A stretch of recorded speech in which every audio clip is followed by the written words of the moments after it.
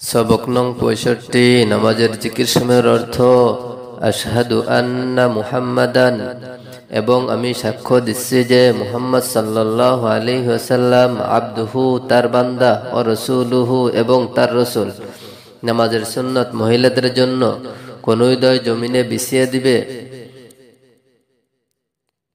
কাদায়, অর্থাৎ বসার সময় বাম দিকের রান বিছিয়ে বসবে। বসার মধ্যে উভয় পা ডান দিকে বের করে দিবে।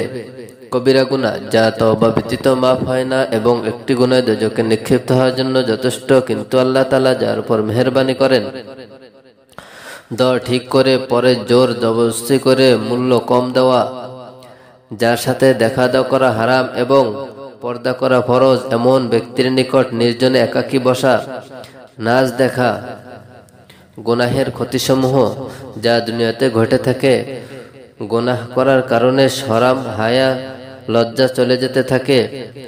সে যত গুনাহ করুক না কেন অতি সামান্য মনে করে, আল্লাহর আজমত দিল হতে বের হয়ে যায়। এজন্য আল্লাহর নিকট ওই ব্যক্তি কোনোই ইজ্জত থাকে না, মানুষের নিকটও অপদস্থহীন হয়ে যায়।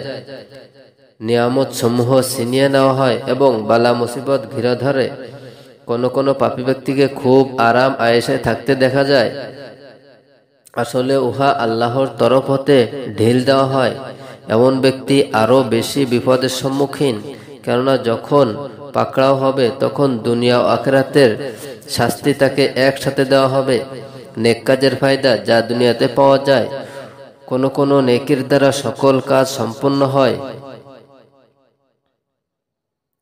যেমন সূরা ইয়াসিন পড়লে হাদিসে এসেছে, যে ব্যক্তি দিনের প্রথম ভাগে সূরা ইয়াসিন পড়ে তার সকল ঠেকা উদ্ধার করা হবে। কোন কোন নেক কাজের বরকতে খাদ্য অভাব থাকে না। যেমন সূরা ওয়াকিয়া সম্বন্ধে হাদিসে পাকে এসেছে, যে ব্যক্তি প্রত্যেক রাতে সূরা ওয়াকিয়া পড়তে থাকবে তার কখনো খাদ্য অভাব থাকবে না, অনাহারে কষ্ট আসবে না। ইমানের বরকতে অল্প খাওয়ার তৃপ্তি হয়।